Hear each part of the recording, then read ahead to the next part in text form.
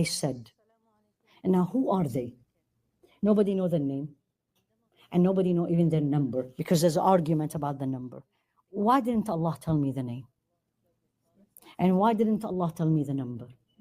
Because it doesn't matter who are you, and what is your name, and how tall you are, and what color your eyes is. The most important thing is, what did you do with Allah?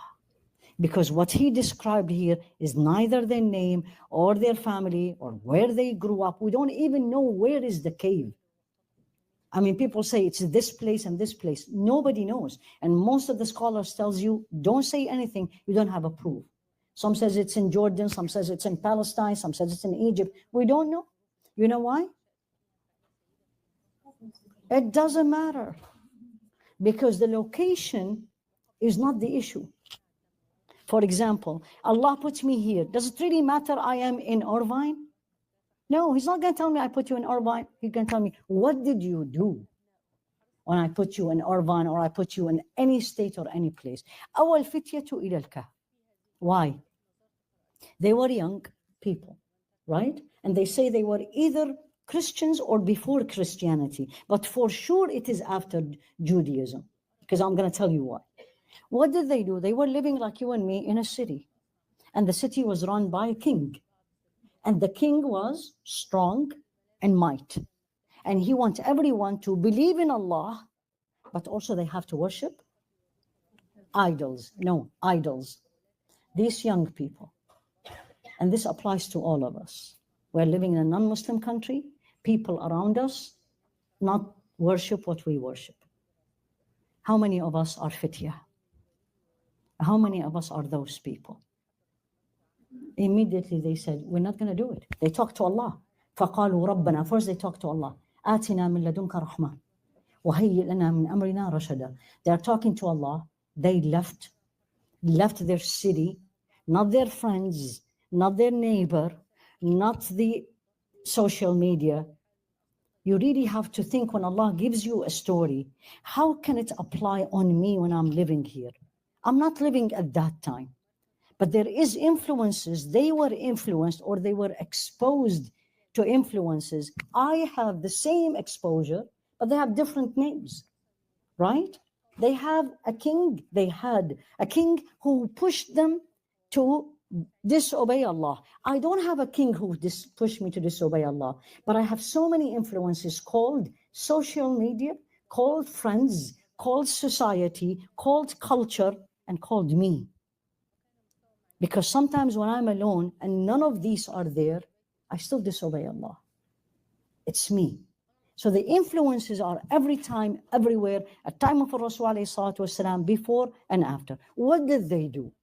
When I am exposed to a fitna, a test, and this one is test in my deen.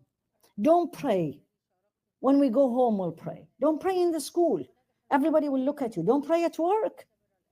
Don't put your hijab. They will not hire you. I don't know how many of you have heard this.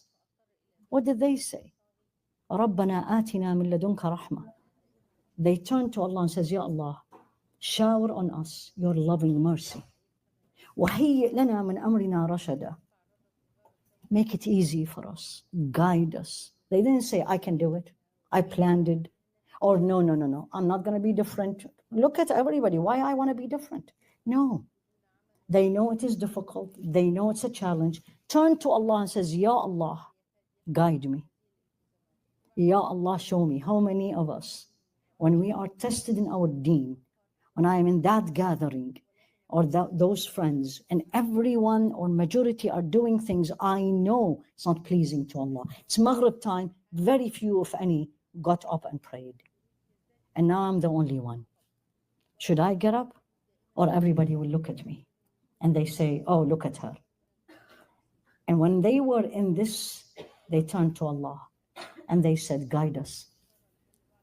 That's the first lesson you need to learn from when you are faced with a challenge in the deen. Turn to him on the spot. This is on the spot. آتِنَا مِن لَدُنْكَ رَحْمَةً. If it is not you, who's gonna save us? And the rahmah came in the decision they made. وَهَيِّئْ لَنَا مِنْ أَمْرِنَا رَشَدًا. And guide us. Make what we say is guided. is pleasing you. What we are going to do is pleasing you. How many of us do that? Honestly, young and old. How many of us, when we're faced with a test on the spot, I don't do anything, I don't pick up my phone, I'm not going to turn to my friend, I'm just going to turn to him. Even quietly, guide me, save me, keep me strong, show me what I need to do. Don't make me say this. It's not pleasing to you. Do we do that? Again, don't answer me. These are all questions we learn. Remember, I told you last week, every Friday we are supposed to read. It's not an obligation, but it's a highly recommended sunnah. Because every week I need to be reminded, because every week I am faced with this. وَهَيِّئْ لَنَا مِنْ أَمْرِنَا رَشَدًا. Immediately, look at this. Allah said, فَضَرَبْنَا. Immediately we responded. Don't you think Allah don't listen? And don't you think Allah will not answer you? Then you don't know him. You better know him. But the way he answers is not what you want on the spot. It's on the spot, but could be completely different. And if you are that person connected with Allah, he will probably give you exactly what you want on the spot.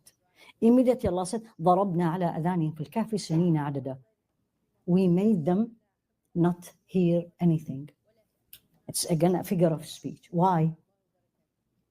Because if you hear, there's a lot of noises, you're not going to sleep. There's a couple of things makes me not sleep. Noise and sun. Why do you think people wear the eye cover? Or they put the blackout? Or when you are traveling, if you're traveling overseas, they make the plane very dark. Why? They don't have an electricity. They want you to sleep because light stimulate the eye, and noise stimulate the ear. I can't sleep. And Allah says we made them not hear. How? لا تنسوا تصلوا على رسول الله ونشوفكم على خير، ولا تنسوا لايك والاشتراك في القناة عشان يوصلكم كل جديد.